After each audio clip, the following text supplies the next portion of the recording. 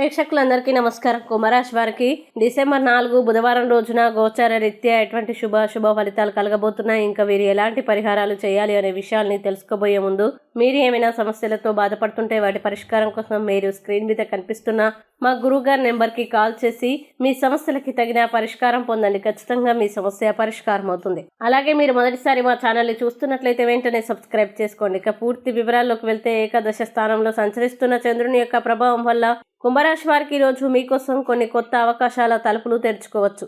ఆఫీస్లో పని విషయంలో మీతో నిత్యం కీచులాడే వ్యక్తి ఈరోజు మీతో చక్కగా మాట్లాడనున్నాడు. ముఖ్యమైన వ్యక్తులతో ఉన్నప్పుడు ఆచితూచి జాగ్రత్తగా మాట్లాడండి. మీ ఆలోచనల్లో ఆవిష్కరణ మరియు సృజనాత్మకత పెరుగుతుంది.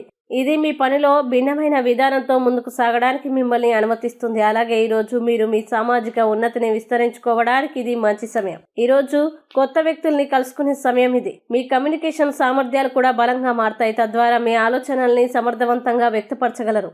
అలాగే మీ స్నేహితులు మరియు కుటుంబ సభ్యులతో కమ్యూనికేట్ చేయండి. ఇది సంబంధాల్ని బలోపేతం చేయడానికి సరైన సమయం.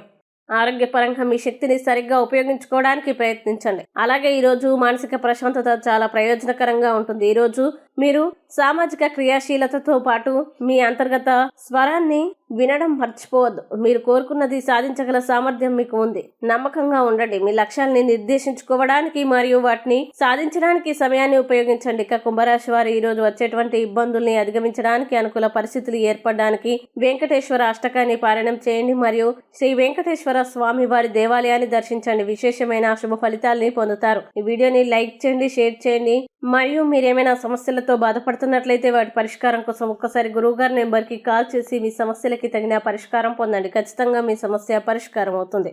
ఇంకా మీరు అనుకున్నటువంటి అన్ని పనుల్లో అంతా మంచి జరగాలని కోరుకుంటూ సర్వేజన సుఖినో భవంతు.